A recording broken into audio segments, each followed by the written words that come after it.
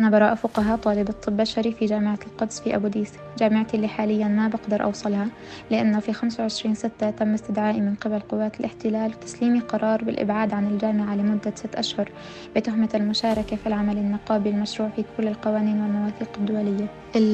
القرار هذا كان صدمة لإلي ولأهلي أكيد، لأنه هو أمر غير متوقع وفعليا يعني نادر حدوثه.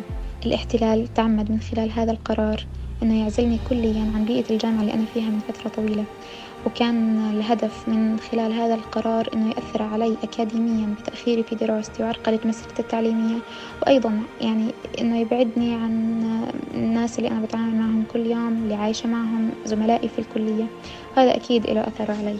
أصعب شيء في هذا القرار هو شعوري بأنه حريتي مقيدة، وإنه بيمنعني أعيش حياتي بشكل طبيعي في المكان اللي بحبه مع الناس اللي بحبهم. هو منعني من الحياة الطبيعية فعليا.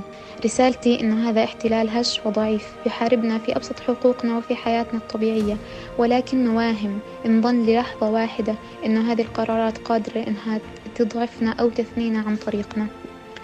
هذا القرار ممكن يقدر يقيد حريتي لفترة مؤقتة، ولكنه في النهاية ما بيزيدني إلا قوة وإصرار على إكمال طريق اللي بدأته. والاحتلال في النهاية بحارب فكرة، ما بحارب أشخاص، والفكرة ما بتموت لا بإبعاد ولا بغيره، وإن شاء الله هذه الطريق ما بيثنينا عنها شيء.